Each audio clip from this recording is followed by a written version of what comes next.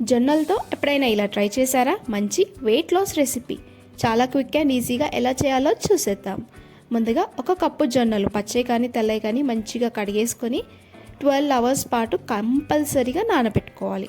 ఇలా నానిన జొన్నల్ని కుక్కర్లో వేసుకొని ఒక కప్పుకి 3 కప్పుల వాటర్ వేసి సిమ్ టు మీడియం ఫ్లేమ్లో పెట్టుకొని 12 విజిల్స్ రానివ్వాలి.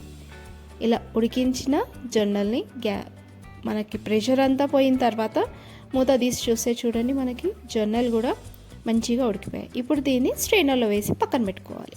స్టవ్ మీద ప్యాన్ పెట్టేసుకొని ఆయిల్ వేయాలి. ఆయిల్ హీట్ అవ్వగానే శనగపప్పు, జీలకర్ర ఆవాలు, మినప్పప్పు వేసి కొంచెం వేయించుకోవాలి. ఇవి వేగిన తర్వాత ఇందులోకి ఆనియన్స్, క్యారెట్, బఠానీ, పచ్చిమిర్చి వేసి ఇవి ఒక 5 నిమిషాలు మగ్గనివ్వాలి.